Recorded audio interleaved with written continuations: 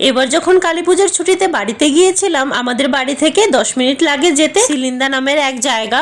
ওখানে খুব সুন্দর সুন্দর 3টে কালী পুজো হয়, আর রাস্তার দুধার দিয়ে এরকম দোকান বসে অনেক কিছু খাওয়ারের, ফুচকা, আইসক্রিম, চাট, বাদাম ভাজা, জিলেপি, নিমকি, আরো কত কিছু, এগরোল, মোগলাই, অনেক হোটেলও বসে। ওখান থেকেই একটা চাটের দোকান থেকে চাট নিয়েছিলাম, এত টেস্টি খেতে। আমরা দুজনে মিলে একটা প্লেটে নিয়েছিলাম। আমার কর্তারা আবার এই ঘুগনি চাট খুব পছন্দ, তো ওকে আমি বললাম আরেকটা প্লেট নিই। ও বলছে না না, লেট হয়ে যাচ্ছে, চলো পরে খাবো। সত্যি সেই মেলার যে চাটের স্বাদটা, সেটা মনে হয় আমার মুখে এখনো লেগে আছে।